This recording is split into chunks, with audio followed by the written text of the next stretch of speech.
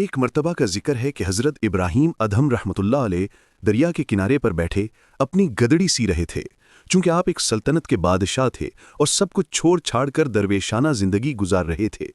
اچانک وہاں سے ایک وزیر کا گزر ہوا۔ اس نے جو حضرت ابراہیم ادھم کو اس حالت میں دیکھا تو دل میں بڑی حیرت کا اظہار کیا اور کہنے لگا کہ کس قدر عظیم سلطنت کے مالک ہیں اور فقیری کو اختیار کر رکھا ہے۔ بادشاہ ہو کر فقیروں کی طرح گدڑی سی رہے ہیں، جبکہ ادھر ان کے نہ ہونے سے سلطنت برباد ہوئی جا رہی ہے۔ حضرت ابراہیم ادھم رحمتullah علیہ نے کشف کے ذریعے سے اس کے دل کی بات معلوم کر لی اور اس کو اپنے قریب بلایا۔ وہ وزیر آپ کے قریب آیا تو آپ نے اس سے فرمایا، تو نے اپنی سمجھ کے مطابق بات کی ہے۔ اس کے بعد آپ نے اپنی سوئی دریا میں پھینک دی اور پھر بلند آواز سے پکارا کہ میری سوئی مجھے دو۔ اچانک دریا کے اندر سے ہزاروں مچھلیاں اپنے اپنے منہ میں سونے کی سوئی دبائے ہوئے پانی سے باہر نکلیں۔ حضرت ابراہیم ادھم رحمتullah علیہ نے پھر آواز دی، اے اللہ، مجھے صرف میری سوئی چاہیے۔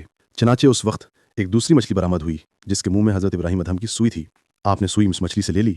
اس کے بعد آپ نے اس وزیر کی طرف توجہ کرتے ہوئے فرمایا کہ یہ بادشاہی اچھی ہے یا وہ حقیر سلطنت کی بادشاہی؟